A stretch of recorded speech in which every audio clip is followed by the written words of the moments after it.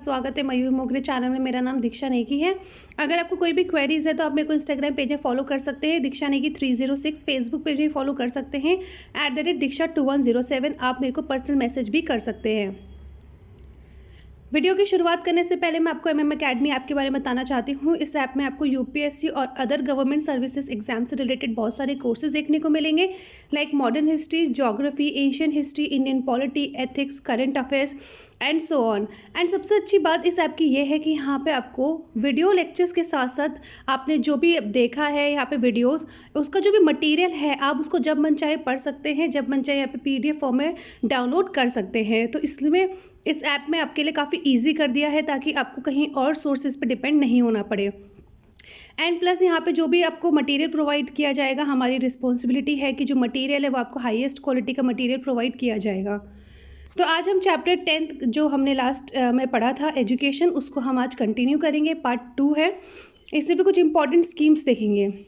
तो सर्व शिक्षा अभियान हमने लास्ट में करा था, उसका ही कुछ पार्ट रह गया है, उसको हम यहाँ पे कंटिन्यू करेंगे। एकेडमिक सपोर्ट सिस्टम, ठीक है। तो एकेडमिक सपोर्ट सिस्टम क्या है? बेसिकली हर एक ब्लॉक लेवल पे, हर एक क्लस्टर पे रिसोर्स सेंटर होने चाहिए, ठीक है। तो इसीलिए हर एक ब्लॉक लेवल पे और क्लस्टर लेवल पे रिसोर्स सेंटर्स की शुरुआत हुई है, जिनको हम बोलते हैं ब्लॉक रिसोर्स सेंटर्स, जो कि ब्लॉक लेवल पे है। एंड देन क्लस्टर लेवल पे क्लस्टर रिसोर्स सेंटर्स। ये जो सेंटर्स है ये क्या करते हैं? ये हमारे एजुकेशन सिस्टम को डिसेंट्रलाइज करते हैं, यानी कि ग्राउंड लेवल में टीचर्स और स्कूल्स जो है उनको ट्रेनिंग प्रोवाइड कर सके, उनका सुपरविजन हो सके एट द ग्राउंड लेवल। तो ये इन रिसोर्स सेंटर का मेन काम होता है। स्कूल एंड टीचर ग्रांट्स, ठीक है। सर्व शिक्षा अभियान के अंदर हर साल टीचर को कुछ ग्रांट्स मिलते हैं, यानी कि 500 रुपये हर टीचर को दिए जाते हैं। किस लिए दिए जाते हैं? ताकि वो नई नई टीचिंग एड्स डेवलप कर सके, नए नए तरीके देखे बच्चों के पढ़ाने के, ठीक है। और डिस्ट्रिक्ट एजुकेशन टीचर सेंटर्स जो होते हैं या ये ब्लॉक रिसोर्स सेंटर्स जो होते हैं, यहाँ पे रेगुलरली वर्कशॉप्स कराई जाती हैं। टीचर्स के लिए ट्रेनिंग प्रोग्राम्स होते हैं डिफरेंट सब्जेक्ट्स और डिफरेंट टॉपिक से रिलेटेड, जहाँ पे टीचर्स को सिखाया जाता है कि किस तरह से दे कैन इन्वेंट और they can use low cost teaching ads. तो यहाँ पे बेसिकली इन वर्कशॉप्स में, इन ट्रेनिंग प्रोग्राम्स में टीचर्स को ये चीज़ें सिखाई जाती हैं। इंफ्रास्ट्रक्चर की बात करें तो RTE सर्व शिक्षा अभियान के अंदर जो स्टेट्स हैं उनको फ्लेक्सिबिलिटी दी हुई है, यानी कि सेंटर ने कोई भी नॉर्म्स प्रिस्क्राइब नहीं किए हैं in respect of civil works. अब यहाँ पे सिविल वर्क्स आप सोचेंगे कि क्या बात करेंगे सिविल वर्क्स। तो सर्व शिक्षा अभियान के अंदर बेसिकली एक बात बोली गई है कि जो हमारे स्कूल्स होंगे, स्कूल की जो बिल्डिंग्स है वो ऑल वेदर बिल्डिंग्स होनी चाहिए, यानी कि वो हर एक हैजार्ड के रेजिस्टेंट होनी चाहिए, हर एक वेदर में वो अच्छे से टिकने वाली बिल्डिंग्स होनी चाहिए, ऐसा सर्व शिक्षा अभियान में अंदर बोला गया है। तो ऑल वेदर बिल्डिंग्स बनाने के लिए जो भी सिविल वर्क्स करे जाएंगे, जो भी वर्क होगा वो कौन डिसाइड करेगा? वो स्टेट डिसाइड करेगा। हर एक स्टेट की अपनी फ्लेक्सिबिलिटी होगी। अब कौन कौन से सिविल वर्क्स, लाइक पुराने बिल्डिंग्स है, पुरानी स्कूल बिल्डिंग्स, उनको रिपेयर करना है, ठीक है। और या तो स्कूल बिल्डिंग्स हैं उनको जो थोड़ी बेकार है, डिलैपिडेटेड कंडीशंस में हैं, उनको क्या बोलते हैं और इम्प्रूव करना है, स्कूल बिल्डिंग्स को रेट्रोफिट करना है, सो दैट हमारे जितने भी स्कूल बिल्डिंग्स हैं उनको हम हैजार्ड रेजिस्टेंट या ऑल वेदर बिल्डिंग्स बना सकें। Then we have school management committees and community participation. Sarva Shiksha Abhiyan में कम्युनिटी ओनरशिप को काफ़ी ज़्यादा इम्पोर्टेंस, महत्वता दी गई है फॉर गवर्नमेंट स्कूल्स। ऐसा बोला गया है कि जो गवर्नमेंट स्कूल्स है वहाँ पे लोगों का एज अ कम्युनिटी ज़्यादा पार्टिसिपेशन होना चाहिए। तो एज़ पर नॉर्म्स, सर्व शिक्षा अभियान के अंदर नॉर्म्स ये हैं कि हर एक गवर्नमेंट स्कूल को अपनी एक मैनेजमेंट कमिटीज़ बनानी है। ये मैंडेटरी है, ये कंपलसरी है। और इस मैनेजमेंट कमिटीज़ में पार्टिसिपेट कौन करेगा? ऐसे बच्चे जो स्कूल में पढ़ते हैं, उनके पेरेंट्स या उनके गार्जियंस जो होंगे वो इस कमेटी के मेंबर्स बनेंगे, so that as a whole community का ज़्यादा पार्टिसिपेशन रहेगा गवर्नमेंट स्कूल्स में। मॉनिटरिंग इंस्टीट्यूट्स की अगर हम बात करें तो डिफरेंट यूनिवर्सिटीज़ के जो डिपार्टमेंट्स होते हैं, departments in respect of education, social science या डिफरेंट डिफरेंट इंस्टीट्यूट्स, इन सबको रिस्पॉन्सिबिलिटी दी हुई है। डिफरेंट डिफरेंट इंस्टीट्यूशंस को और यूनिवर्सिटी के डिफरेंट डिफरेंट डिपार्टमेंट्स को रिस्पॉन्सिबिलिटी क्या दी हुई है कि उनको ग्राउंड लेवल पे जाके हर एक स्टेट यूनियन टेरिटरीज में देखना है, मॉनिटर करना है, पीरियोडिकली रिव्यू करना है कि सर्व शिक्षा अभियान का इम्प्लीमेंटेशन कैसा हो रहा है। तो इनको हर एक 6 महीने में जाके ग्राउंड लेवल में प्रोग्रेस रिपोर्ट बनानी होती है और ये हर 2 साल में फिर ये सेम साइकिल रिपीट होती है। फिर उसके बाद अगर हम बात करें आरटीई एक्ट के अंदर एक सेक्शन है, section 12 clause 1C, sub clause C। तो बेसिकली ये सेक्शन क्या है? तो ये सेक्शन बोलता है कि हर एक प्राइवेट अनएडेड स्कूल्स, ठीक है, जहाँ पे गवर्नमेंट का कोई भी फंडिंग नहीं होती है, जो भी प्राइवेट स्कूल्स हैं या कुछ स्पेशल कैटेगरी स्कूल्स हैं, उनको मिनिमम, ठीक है, मिनिमम 25% जो अपनी सीट्स हैं वो इकोनॉमिकली वीकर सेक्शन के लिए रखनी है, क्योंकि प्राइवेट स्कूल्स की जो एजुकेशन है वह हर कोई अफोर्ड नहीं कर पाता है। इसीलिए आरटीई एक्ट के अंदर सेक्शन 12(1)(c) के अंदर गवर्नमेंट ने बोला हुआ है कि हर एक प्राइवेट स्कूल्स जो कि अनएडेड स्कूल्स है या कुछ स्पेशल कैटेगरी स्कूल्स है, उनको अपनी मिनिमम सीट्स, ठीक है, मैक्सिमम कितनी भी हो सकती है, हर एक अपने स्कूल डिसाइड कर सकता है, बट मिनिमम 25% सीट्स उनको रिजर्व करनी होगी फॉर इकोनॉमिकली वीकर सेक्शंस। अब अंडर सर्व शिक्षा अभियान जो गवर्नमेंट ऑफ इंडिया है, ठीक है, यानी कि सेंट्रल गवर्नमेंट जो है वो सारा पैसा स्टेट को क्या करती है, स्टेट को रीइंबर्स कर देती है, एंड जिसका 25% जो है वो किसको जाना चाहिए, फॉर दिस वर्क, ठीक है। यानी कि ऐसे प्राइवेट स्कूल्स जहाँ पे मिनिमम 25% सीट्स हमने रिजर्व करी थी for economically weaker section students, तो इसके लिए भी तो कुछ, इसकी फ़ीस कौन देगा, इसके पैसे कहाँ से फंडिंग होगी प्राइवेट स्कूल्स को? तो इसकी जो फंडिंग होगी वो government of India state expenditure के थ्रू हर एक स्टेट्स को प्रोवाइड करेगा और स्टेट्स बाद में जो वो प्राइवेट अनएडेड स्कूल्स हैं उनको देगा। तो इसके लिए कितना गवर्नमेंट देगी 25 सीट्स के लिए? ये 25% एडमिशन्स जो हुए हैं स्टूडेंट्स के लिए, इसके लिए जो गवर्नमेंट पैसा देगी वो देगी, मिनिमम देगी, हर एक स्टेट का अपने अपने डिपेंड कर सकता है कि स्टेट गवर्नमेंट ने कितना नोटिफाई किया है पर चाइल्ड खर्चा। लेकिन गवर्नमेंट का एक सिंपल ये फंडा है कि गवर्नमेंट मैक्सिमम गवर्नमेंट ने सीलिंग रखी है, क्योंकि हर एक स्टेट ये चाहे तो कितना मन मर्जी कर देगा, बट ऐसा नहीं हो सकता है। सर्व शिक्षा अभियान जब एनुअल बजट होता है तो एनुअल बजट के अंदर जब सर्व शिक्षा अभियान का जितना भी परसेंटेज गया है उसका 20% केवल इस पर्सपेक्टिव के लिए यूज़ किया जाएगा, यानी कि 25% सीट्स जो हमने प्राइवेट स्कूल्स में रिजर्व करी है उसका जो भी खर्चा है वो government of India state government को देती है, लेकिन वो मैक्सिमम सीलिंग कितना देगी, सर्व शिक्षा अभियान का जितना भी बजट होगा उसका 20% इस काम के लिए जाएगा फॉर एवरी स्टेट। अब यहाँ पे सर्व शिक्षा अभियान हमारा कंप्लीट हो गया है। अब शुरू करते हैं राष्ट्रीय माध्यमिक शिक्षा अभियान।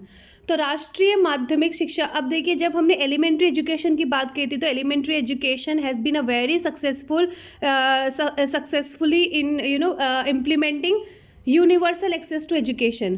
तो यूनिवर्सल एक्सेस हम काफ़ी हद तक 100% सिक्योर कर पाए हैं इन एलिमेंट्री स्कूल लेवल, लेकिन सेकेंडरी स्कूल लेवल में प्रॉब्लम्स आई। सेकेंडरी स्कूल लेवल पे हमने देखा जो बच्चे हैं वो after 6th 7th 8th grade drop कर देते हैं बिकॉज ऑफ वेरियस फैक्टर, और वो सेकेंडरी लेवल एजुकेशन कितने स्टूडेंट्स नहीं लेते हैं, जिसकी इंपॉर्टेंस गवर्नमेंट ने जब रियलाइज़ करी तो राष्ट्रीय माध्यमिक शिक्षा अभियान की शुरुआत करी। इसकी शुरुआत 2009 में हुई थी। इसका मेन एजेंडा था कि जो हमारी सेकेंडरी एजुकेशन है उसका एक्सेस, स्टूडेंट्स का access to secondary education improve करना है, और at the same time access के साथ साथ जो हम एजुकेशन प्रोवाइड करेंगे एट द सेकेंडरी लेवल उसकी क्वालिटी भी इम्प्रूव्ड होनी चाहिए। तो इसका देखिए 2 मेन एजेंडा था। एक तो था कि ग्रॉस एनरोलमेंट रेशियो स्टूडेंट्स का 100% करना है, ये आ गया हमारा एक्सेस वाला, और दूसरा 2020 तक हमें यूनिवर्सल रिटेंशन करना है, यानी कि जो बच्चों ने एनरोलमेंट कराया है, ये नहीं कि बीच में उन्होंने छोड़ दिया या स्कूल नहीं आए, वो रिटेन करने चाहिए, ठीक है, वो अपनी पूरी एजुकेशन कंप्लीट करेंगे। तो ये 2 इसका एजेंडा था। अब इसके लिए गवर्नमेंट को क्या करना पड़ेगा, तो गवर्नमेंट को जो भी कम्युनिटी हैबिटेशन है उसके डिस्टेंस में, पर्टिकुलर डिस्टेंस में स्कूल्स की शुरुआत करनी पड़ेगी, सेकेंडरी स्कूल की शुरुआत करनी पड़ेगी, सो दैट बच्चों को ज़्यादा दूर तक ट्रैवल ना करना पड़े। इसके अंदर गवर्नमेंट ने बहुत सारे इनोवेटिव फैक्टर्स, इनिशिएटिव शुरू करे हैं, जिसमें से 1-2 चीज़ें हम यहाँ पे पढ़ेंगे, जैसे शाला सिद्धि। तो शाला सिद्धि क्या है? शाला सिद्धि के साथ साथ school standards evaluation framework and इसका वेब पोर्टल 2015 में लॉन्च किया गया। तो शाला सिद्धि के अंदर स्कूल स्टैंडर्ड्स इवैल्यूएशन फ्रेमवर्क और इसके लिए एक पोर्टल की शुरुआत हुई। इसके थ्रू क्या होता है, जो अब देखिए आप पे इवैल्यूएशन लिखा है तो आप समझ सकते हैं कि स्कूल के स्टैंडर्ड को इवैल्यूएट किया जाएगा। तो इसको किसने बनाया? इसको national university of education planning and administration ने इसको बनाया। तो इसके अंदर क्या होता है, जो स्कूल्स है वो अपनी परफॉर्मेंस को इवैल्यूएट कर पाते हैं और इवैल्यूएशन के बाद जब उनको लगता है कि उनका स्कूल थोड़ा सा पीछे है तो वो देख सकते हैं डिफरेंट फैक्टर्स जहाँ पे उनका स्कूल लैग करता है और उसके बाद वो डिफरेंट जजमेंट्स डिसीजन ले सकते हैं उस एरियाज़ को इम्प्रूव करने के लिए। तो ये बेसिकली एजेंडा है शाला सिद्धि का। उसके बाद है शाला दर्पण। तो शाला दर्पण जो है ये केंद्रीय विद्यालय के लिए है। इसके अंदर जो हमारे इंडिया में 1099 केंद्रीय विद्यालय है वो सब इंक्लूड हो चुके हैं। इसको 2015 जून में लॉन्च किया गया था। इसका मेन एजेंडा ये है कि हमारे स्कूल की जो मैनेजमेंट सिस्टम है उससे रिलेटेड जो भी सर्विसेज है वो हमें स्टूडेंट्स, पेरेंट्स और कम्युनिटीज़ को प्रोवाइड करनी है। ये इसका मेन एजेंडा है। देन है GIS मैपिंग। तो यूनिवर्सल एक्सेस करने के लिए सेकेंडरी स्कूल एजुकेशन को यूनिवर्सल एक्सेस करने के लिए सबसे पहले गवर्नमेंट को क्या करना पड़ेगा, एक पर्टिकुलर हैबिटेशन के रीजनेबल डिस्टेंस में स्कूल्स होंगे। तो क्या इसके लिए गवर्नमेंट ने हर एक स्टेट्स को और यूनियन टेरिटरीज़ को रिस्पॉन्सिबिलिटी दी कि वो लोग अपने स्कूल्स की जोग्राफिकल लोकेशंस को GIS वेब पोर्टल में क्या करेंगे, अपडेट करेंगे, सो दैट लोग इजीली ट्रैक कर सके कि कहाँ पे लैकिंग है, कितने एरियाज़ में स्कूल्स नहीं हैं। तो हर एक स्टेट से अपनी GIS मैपिंग कंडक्ट करी और geographical coordinates of schools share किए विद द NIC। लेकिन एक स्टेट है जिसने अभी तक GIS मैपिंग नहीं करी है, वो है जम्मू एंड कश्मीर।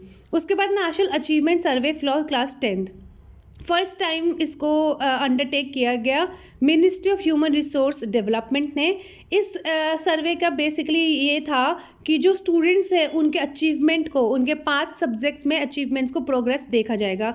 हर एक स्टूडेंट को देखा जाएगा कि वो 5 सब्जेक्ट में कैसा उनका अचीवमेंट है। अब वो 5 सब्जेक्ट कौन कौन से हैं? English, mathematics, social science and modern Indian language. तो बेसिकली ये 5 सब्जेक्ट्स में स्टूडेंट्स को इन्वेस्टिगेट किया गया सर्वे के थ्रू। कला उत्सव, देखो कला है तो आर्ट से रिलेटेड होगा। तो ये ministry of human resource development का इनिशिएटिव है। बेसिकली इसमें जो मिनिस्ट्री है इसके थ्रू मिनिस्ट्री आर्ट्स को प्रमोट करना चाहती है in different forms like music, theatre, dance, visual arts and crafts in education by nurturing and showcasing artistic talent of school students. तो स्कूल के स्टूडेंट्स को एक प्लेटफॉर्म प्रोवाइड करेगा। Secondary stage in the country, एक country में एक particular stage provide किया जाएगा जहाँ पे जो स्कूल के स्टूडेंट्स हैं वो अपने आर्टिस्टिक टैलेंट को शोकेस कर सकें। सो दैट इससे क्या होगा, जब बच्चों को एक प्रॉपर प्लेटफॉर्म मिलेगा तो वो और ज़्यादा प्रमोट होंगे उस पर्टिकुलर आर्ट के टूवर्ड्स। तो ये बेसिक एजेंडा है कला उत्सव का। उसके बाद साइंस एंड मैथ्स के लिए भी फोकस करने के लिए गवर्नमेंट ने शुरुआत की राष्ट्रीय आविष्कार अभियान, जो कि 2015 में लॉन्च किया गया। इसके अंदर around 1.04 lakh science and maths के टीचर्स को ट्रेन किया गया। इस स्कीम के अंदर बहुत सारे स्टूडेंट्स को एक्सकर्जन ट्रिप पे लेके जाया गया, म्यूजियम, साइंस सेंटर्स लेके गया और स्पेशल टीचिंग हुई, साइंस से रिलेटेड, मैथ्स के से रिलेटेड टीचिंग कराई और बच्चों को वैदिक मैथ्स भी सिखाई गई सो दैट उनके अंदर मैथ्स और साइंस से रिलेटेड क्यूरियोसिटी डेवलप हो सके। National award for teachers using ICT for innovation in education. तो इसके अंदर देखिए जैसे सर्व शिक्षा अभियान के अंदर था वैसे ही इस प्रोग्राम के अंदर भी ये है कि स्टूडेंट्स को ICT बेस्ड हम नॉलेज देंगे, उनको कंप्यूटर इनेबल्ड लर्निंग प्रोवाइड करेंगे। तो टीचर्स जो भी इंफॉर्मेशन कम्युनिकेशन एंड टेक्नोलॉजी से रिलेटेड कोई भी इनोवेटिव तरीका चूज़ करता है बच्चों को पढ़ाने का, जिसमें वो ICT का यूज़ कर रहा है, ठीक है, उस ICT का यूज़ करके जब टीचर कोई भी इनोवेटिव तरीके से बच्चों को पढ़ाएंगे तो उसके लिए जो भी टीचर जिसने सबसे एक्सट्रीम इनोवेशन यूज़ किया होगा उसके लिए उसको नेशनल अवार्ड दिया जाएगा सो दैट टीचर्स को और ज़्यादा प्रोत्साहित किया जाए ताकि वो ज़्यादा से ज़्यादा ICT बेस्ड इनोवेशन यूज़ करें इन एजुकेशन। समग्र शिक्षा, तो समग्र शिक्षा को बच्चों के लिए ऑल राउंड डेवलपमेंट करने के लिए school department of school education literacy ने एक स्कीम की लॉन्च करी जिसको बोला गया integrated scheme for school education, समग्र शिक्षा। 2018 से 19 के बीच में इसकी शुरुआत हुई। इसका मेन एजेंडा ये था कि हमें स्कूल सिस्टम में एक कंटिन्यूअस सिस्टम लेके आना है, यानी कि प्री स्कूल से लेके primary, upper primary, secondary, senior secondary levels, ऐसे लेवल्स बनाने चाहिए। ठीक है, ऐसे लेवल्स जब हमारे रहेंगे तो इससे क्या होगा, हमारे स्कूलिंग में कंटिन्यूएशन बना रहेगा और इससे क्या होगा, जो स्टूडेंट्स हैं उनको ऑल राउंड डेवलपमेंट होगा, क्योंकि उनको पता होगा now after pre primary school they are going to primary school, then upper primary, इससे एक कंटिन्यूएशन लेवल बना रहेगा इन स्कूल्स। उसके बाद सबसे ज़्यादा इसमें बोला गया कि सबसे पहले हम प्रेफरेंस देंगे एजुकेशनली बैकवर्ड ब्लॉक्स को, जहाँ पे एजुकेशनली वो जो ब्लॉक है वो काफ़ी ज़्यादा पिछड़े हुए हैं। उसके बाद स्पेशल डिस्ट्रिक्ट्स पे फोकस किया जाएगा, बॉर्डर एरियाज पे फोकस करा जाएगा और नीति आयोग ने जो भी एस्पिरेशनल डिस्ट्रिक्ट सेलेक्ट की हुई हैं, आइडेंटिफाई करी हैं, वहाँ पे पहले स्कीम को लाया जाएगा। इसमें यूनिफॉर्म्स के लिए भी एलोकेशन दी जाएगी, एलोकेशन इन्हेंस कर दी गई है। 150 से 250 से लेके अब यहाँ पे हो गई है 250 400 पर चाइल्ड पर एनम। ये यहाँ पे इन्होंने यूनिफॉर्म के लिए एलोकेशन बढ़ा दी गई है। ठीक है, 250 और 400 पर चाइल्ड पैसे दिए जाएंगे हर साल यूनिफॉर्म के लिए। नेशनल अचीवमेंट सर्वे, तो नेशनल अचीवमेंट सर्वे क्या है, इसमें स्टूडेंट्स जो 3rd, 5th, 8th और 10th स्टैंडर्ड के जो बच्चे हैं उनके लर्निंग लेवल्स को असेस करने के लिए ये सर्वे हुआ। ठीक है, एंड इस सर्वे में काफ़ी ज़्यादा गैप्स देखने को मिले। ठीक है, यहाँ पे आप ये देख सकते हैं, ये गैप देखने को मिले और जिसकी फिर सारी फीडबैक डिस्ट्रिक्ट्स को दी गई सो दैट हम उसको और इम्प्रूवमेंट कर सकें। हमारे जो कंट्री है यहाँ पे हमारे स्टूडेंट्स के साथ जो प्रॉब्लम है वो लर्निंग लेवल्स की प्रॉब्लम है, तो इसीलिए उसको इम्प्रूव करने के लिए पहले उस पर सर्वे किया गया और देखा गया कि कहाँ कहाँ पे लूप होल्स है। तो बेसिकली ये सर्वे का ये काम था। ई पाठशाला देखिए एक ऐप है। इस ऐप में आपको जितनी भी एनसीईआरटी बुक्स होती हैं वो फ्रीली अवेलेबल है इन अ डिजिटल वर्जन। आप जब मन चाहे इस यहाँ पे एनसीईआरटी बुक्स को डाउनलोड कर सकते हैं। परीक्षा पे चर्चा, तो ये प्राइम मिनिस्टर का एक इंटरेक्शन प्रोग्राम है जिसके थ्रू जो प्राइम मिनिस्टर उन्होंने सबसे पहले 2018 में लाइव सेशन के थ्रू जो डिफरेंट कॉलेजेस और स्कूल्स हैं उनके बच्चों के साथ चर्चा करी, उनके साथ वेब इंटरेक्शन किया। स्टूडेंट्स ने अपने सारे जो भी क्वेश्चंस थे वो माय गवर्नमेंट प्लेटफॉर्म के थ्रू क्या किया, पहले से रेज कर दिए गए और फिर बाद में प्रधानमंत्री ने उन क्वेश्चंस के थ्रू स्टूडेंट के साथ चर्चा करी। Vocationalisation of secondary and higher secondary education, तो अगर हम ये स्कीम देखें तो ये सबसे पहले आपको ध्यान देना है कि ये सेंट्रली स्पॉन्सर्ड स्कीम है जिसको 2014 में रिवाइज़ किया गया था। क्यों रिवाइज़ किया था? ताकि इसको अलाइन कर सकें with national skills qualification framework. तो बेसिकली इस स्कीम को इंटीग्रेटेड राष्ट्रीय माध्यमिक शिक्षा अभियान के अंदर सब्ज्यूम कर दिया गया। तो अब vocationalisation of secondary and higher secondary education जो है वो राष्ट्रीय माध्यमिक शिक्षा अभियान प्रोग्राम का ही एक पार्ट है, एक हिस्सा है। ठीक है, इसका मेन एजेंडा ये था स्कीम का कि सेकेंडरी लेवल में जो भी बेसिक एजुकेशन दी जाती है बच्चों को, एक जनरल एजुकेशन जो दी जाती है, उस जनरल एजुकेशन के साथ साथ बच्चों को एक इंटीग्रेटेड वोकेशनल एजुकेशन भी प्रोवाइड करी जाए फॉर उनका बेटर डेवलपमेंट होने के लिए। तो इन जनरल एजुकेशन के साथ साथ बच्चों को वोकेशनल एजुकेशन, वोकेशनल ट्रेनिंग देने की भी यहाँ पे बात करी गई है। फिर construction and running of girls hostel, ये भी सेंट्रली स्पॉन्सर्ड स्कीम है। ये बेसिकली गर्ल्स स्टूडेंट्स के लिए है, ऐसे गर्ल्स स्टूडेंट जो कि सेकेंडरी और हायर सेकेंडरी स्कूल्स में हैं। इसको 2008 और 9 में इसको लॉन्च किया गया था और फाइनली ये इम्प्लीमेंट हुआ था 2009 एंड 10 में। ये स्कीम जो है, ये स्कीम को भी पार्ट बना दिया गया। ये भी राष्ट्रीय माध्यमिक शिक्षा अभियान का ही एक पार्ट है, ये सब्ज्यूम कर दिया था बाद में। इसका मेन ऑब्जेक्टिव ये है कि हमें अगर एक्सेस और रिटेंशन को इम्प्रूव करना है, यानी कि एनरोलमेंट सिस्टम को और रिटेंशन को, गर्ल चाइल्ड जो यानी कि गर्ल्स हैं उनको सेकेंडरी और हायर सेकेंडरी क्लासेस के लिए उनका एक्सेस बढ़ाना है, तो हमें उनको हॉस्टल फैसिलिटी प्रोवाइड करनी पड़ेगी। तो गर्ल स्टूडेंट जो है जो 14 ईयर्स से लेकर 18 ईयर्स की एज ग्रुप में है और जो कि क्लास 9 से लेकर 12th क्लासेस में पढ़ती हैं, belonging to SC ST OBC minority community and BPL families, ये बेसिकली इसके अंदर कवर्ड है। ऐसी गर्ल्स को यहाँ पे हॉस्टल फैसिलिटीज़ प्रोवाइड करी जाती है। उसके बाद है inclusive education for disabled at secondary stage. ठीक है, इसको 2009 एंड 10 में इसको लॉन्च किया गया था और इस स्कीम ने जो पहले एक स्कीम चलती थी उसको यहाँ पे रिप्लेस किया। तो पहले स्कीम जो थी वो थी integrated education for disabled children. तो इस स्कीम के बदले फिर एक नई स्कीम आई 2009 में, वो थी inclusive education for disabled at secondary stage. इसको भी राष्ट्रीय माध्यमिक शिक्षा अभियान के अंदर सब्ज्यूम कर दिया गया। ये भी माध्यमिक शिक्षा अभियान के अंदर चलती है। इसके अंदर मेन एजेंडा ये है कि जो स्टूडेंट्स हैं, students who are with disabilities, उनको सारी फैसिलिटीज़ दी जाएगी at the secondary schooling, so that क्या बोलते हैं उनके लिए एक इंक्लूसिव एनवायरनमेंट बनाया जाएगा, सो दैट उनको किसी भी वजह से वो सेकेंडरी एजुकेशन से दूर ना हो सके। इस तरह से उनके लिए एक इंक्लूसिव एनवायरनमेंट बनाया जाएगा, वहाँ पे हर एक फैसिलिटी उनको प्रोवाइड करी जाएगी। तो यहाँ पे देखिए कौन कौन से बच्चों इस स्कीम के अंदर कवर्ड है। तो ऐसे बच्चे जिनके पास 1 और मोर डिसेबिलिटीज़ है, ठीक है, ऐसी डिसेबिलिटीज़ जिनको पर्सन्स विद डिसेबिलिटीज़ एक्ट 1995 और नेशनल ट्रस्ट एक्ट 1999 के अंदर डिफाइन किया गया है। तो ऐसी डिसेबिलिटीज़ के साथ अगर कोई भी बच्चा है तो उसको इस स्कीम के अंदर कवर किया जाएगा। Central sponsored scheme for teacher education. Teacher की एजुकेशन के लिए बहुत सारी सेंट्रल स्पॉन्सर्ड स्कीम्स हैं, जैसे स्ट्रेंथनिंग टीचर एजुकेशन। तो ये जो स्कीम है ये भी सेंट्रल स्पॉन्सर्ड स्कीम है। इसको 1987 में इसकी शुरुआत हुई थी, जब national policy of education I थी 1986, तो उसमें इसकी बात करी गई थी। तो नेशनल पॉलिसी ऑफ एजुकेशन 1986 के बाद इस स्कीम की शुरुआत हुई इन द ईयर 1987।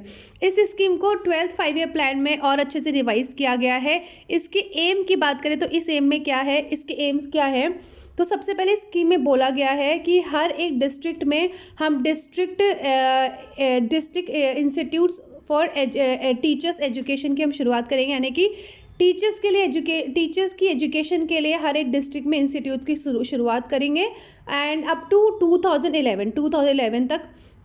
उसके बाद जो एग्जिस्टिंग कॉलेजेस है टीचर एजुकेशन के लिए उसको हम और स्ट्रेंथन करेंगे, और गवर्नमेंट के जो भी सेकेंडरी टीचर एजुकेशन इंस्टीट्यूट्स हैं उनको हम CTEs यानी कि कॉलेजेस ऑफ टीचर एजुकेशन में अपग्रेड करेंगे।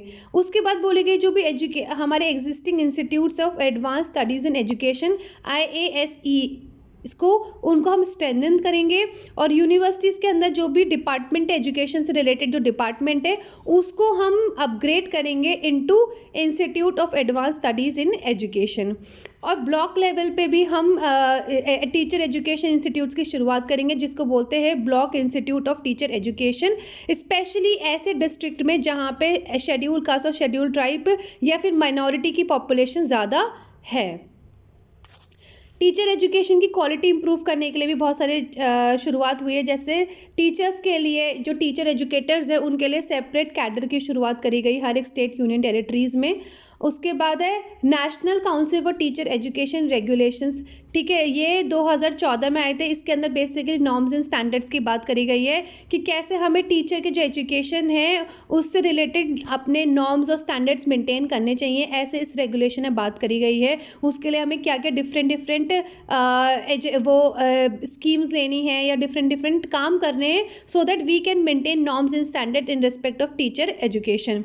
ठीक है, क्योंकि इंडिया में सबसे ज़्यादा जो प्रॉब्लम थी वो ये है कि टीचर की जो भी एजुकेशन है वो इतनी ज़्यादा मायने पहले नहीं रखती थी। लोग स्कूल्स में ऐसे ही रख लेते थे, गवर्नमेंट स्कूल्स में टीचर के क्वालिफिकेशन को नोटिस नहीं किया जाता था। तो हमारे यहाँ पे जो टीचर के शॉर्टेजेस के साथ साथ जो भी टीचर्स थे उनकी क्वालिटी में भी बहुत ज़्यादा प्रॉब्लम्स थी। तो बेसिकली इसीलिए ये सारे रूल्स एंड रेगुलेशंस आए हैं। उसके बाद है कि SCERT जो है उसको रीस्ट्रक्चर और रीऑर्गेनाइज किया जाएगा और टीचर एजुकेटर्स का कैडर रीस्ट्रक्चरिंग किया जाएगा। उसकी शुरुआत 2016 में हो गई है। न्यू इनिशिएटिव्स अगर हम देखें तो इंडिया टीचर एजुकेशन पोर्टल की शुरुआत हुई है, जिसको हम बोलते हैं प्रशिक्षक। तो प्रशिक्षक जो है वो टीचर एजुकेशन पोर्टल है। इसको किसने शुरू किया था? 2016 में इसको department of school education and literacy ने इसकी शुरुआत करी। इसका जो मेन एजेंडा वो ये है कि ये टीचर्स के जो भी एजुकेशन इंस्टीट्यूशंस हैं, ठीक है, टीचर की एजुकेशन से रिलेटेड जो भी इंस्टीट्यूशंस है उसको ये मॉनिटर करता है और साथ ही साथ टीचर्स और स्टूडेंट्स को ये हेल्प करता है in order to choose the right institute. तो राइट इंस्टीट्यूट चूज़ करने में ये हेल्प करता है, क्योंकि हर एक इंस्टीट्यूट से रिलेटेड इन्फॉर्मेशन यहाँ पे होती है और कंपैरिजन करके ये टीचर्स या स्टूडेंट्स को उनके चॉइस के हिसाब से राइट इंस्टीट्यूट को चूज़ करने में हेल्प करता है। Scheme for providing quality education in मदरसास। तो ministry of human resource development ने एम्फेसाइज किया कि जो माइनॉरिटीज़ हैं उनको भी इक्वल अपॉर्चुनिटीज़ मिलनी चाहिए in respect of access to education. तो इस पर्पसेस के लिए मिनिस्ट्री ने शुरुआत करी scheme for providing quality education मदरसास फॉर चिल्ड्रन ऑफ माइनॉरिटीज़। इस स्कीम की शुरुआत हुई। इस स्कीम के थ्रू टीचर्स के अपॉइंटमेंट में, ठीक है, यानी कि मदरसास में डिफरेंट फील्ड से रिलेटेड टीचर्स के अपॉइंटमेंट किया जाता है। गवर्नमेंट हेल्प करती है इस स्कीम के थ्रू। मदरसास जो हैं इसके अंदर देखिए, इस स्कीम के अंदर कौन से मदरसास कवर्ड है? तो ऐसे मदरसास जो ऑलरेडी एग्जिस्ट कर रहे हैं पिछले 3 सालों से, और साथ ही साथ अगर वो सेंट्रल या किसी भी स्टेट गवर्नमेंट एक्ट के अंदर रजिस्टर्ड हैं, या फिर मदरसास के बोर्ड जो होता है उसमें रजिस्टर्ड है, या तो जो वक्फ बोर्ड होता है उसमें रजिस्टर्ड है, या तो NIOS के अंदर वो रजिस्टर्ड है। तो ऐसे ही मदरसास जो है वो एलिजिबल हैं इस स्कीम के अंदर to apply for assistance under this program। Infrastructure development for minority institutes. तो माइनॉरिटीज़ के लिए उनकी एजुकेशन को और ज़्यादा बेहतर करने के लिए इम्पोर्टेंस आई कि स्कूल जो है, स्कूल का इंफ्रास्ट्रक्चर को माइनॉरिटी इंस्टीट्यूट्स जो होते हैं वहाँ पे जो स्कूल्स हैं, इंस्टीट्यूट्स जो हैं, उनके इंफ्रास्ट्रक्चर को और स्ट्रेंथन किया जाए। तो इसके लिए फंडिंग होती है।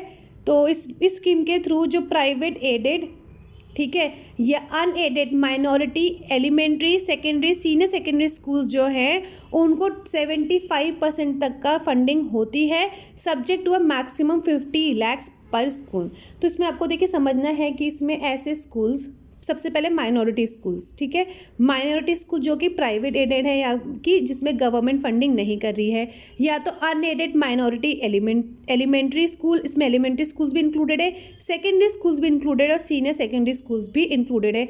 ऐसे सारे स्कूल्स उनको गवर्नमेंट इस स्कीम के थ्रू 75% फंडिंग देगी इंफ्रास्ट्रक्चर डेवलपमेंट के लिए, स्कूल के इंफ्रास्ट्रक्चर डेवलपमेंट के लिए।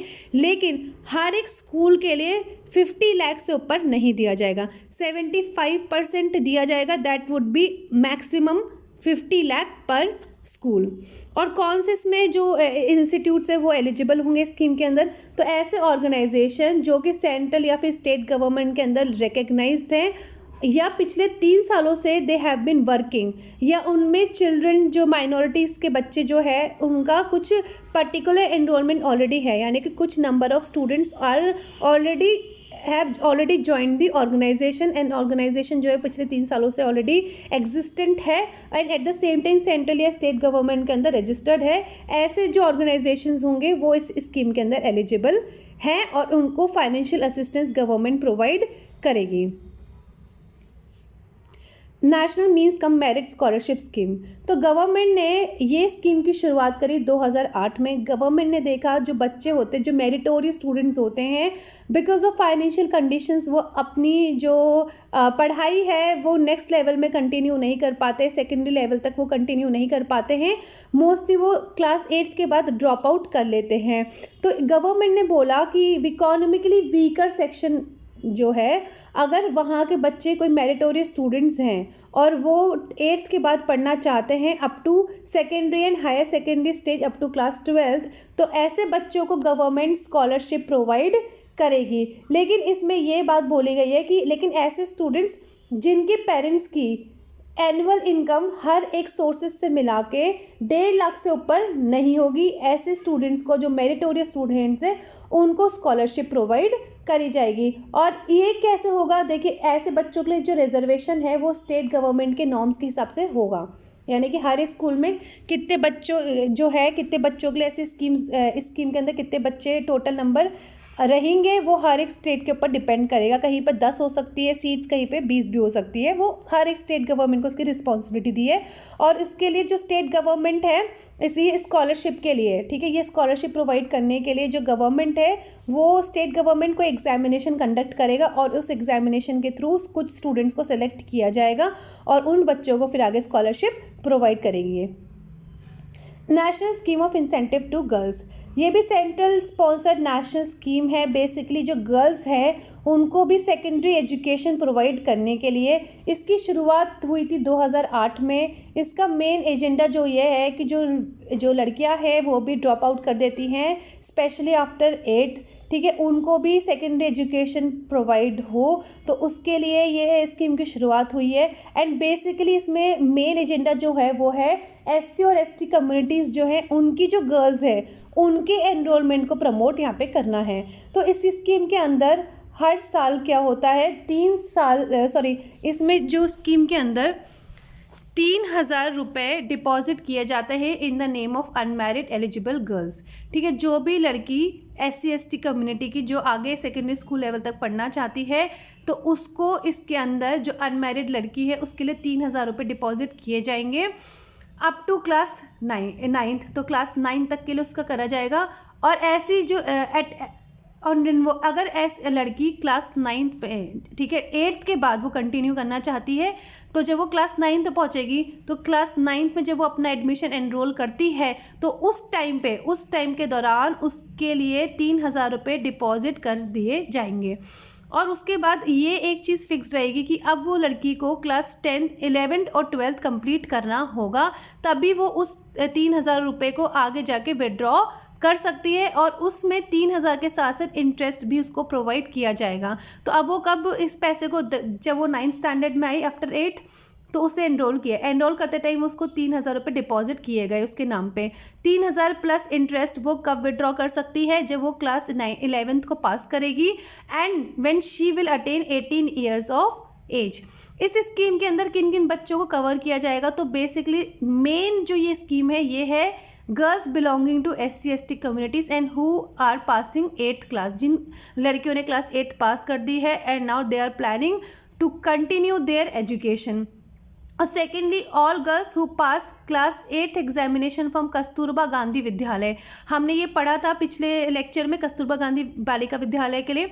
तो वहाँ पे देखिए, वहाँ पे SC ST कम्युनिटी के अलावा भी जो BPL फैमिलीज़ होती हैं वहाँ के भी बच्चे होते हैं in respective of their caste. तो कस्तूरबा गांधी बालिका विद्यालय की लड़कियां अगर क्लास 8th के बाद पढ़ना चाहती हैं तो उनको भी इसके अंदर कवर किया जाएगा irrespective of whether they belong to SC ST communities की तो लड़कियां इसमें एनरोल कर ही सकती हैं, वो तो कर ही सकती हैं, उनके तो है। Eight the same time Kasturba Gandhi Balika Vidyalaya की भी जो लड़कियां हैं जो आफ्टर क्लास 8 कंटिन्यू करना चाहती हैं, they can also enrol in class 9th कोई भी ऐसे स्कूल में जो कि स्टेट गवर्नमेंट के स्कूल्स हैं या गवर्नमेंट एडेड या लोकल बॉडी स्कूल्स है, वहाँ पे अपने आप को एनरोल कर सकती हैं। They will be also eligible for this funding and this deposit. यहाँ पे चैप्टर एंड हो गया है। अब देखिए, सॉरी ये चैप्टर एंड नहीं हुआ है, यहाँ पे हमारा लेक्चर एंड हो गया है। इसको हम नेक्स्ट वीडियो में कंटिन्यू करेंगे, जहाँ पे हम 3rd वीडियो में फाइनली एजुकेशन से रिलेटेड सारे टॉपिक्स कंप्लीट कर देंगे और अपना चैप्टर खत्म करेंगे। तो कोई भी डाउट है जो हमने टॉपिक किया हो तो आप कमेंट सेक्शन में कमेंट करके पूछ सकते हैं। All the best and thank you everyone.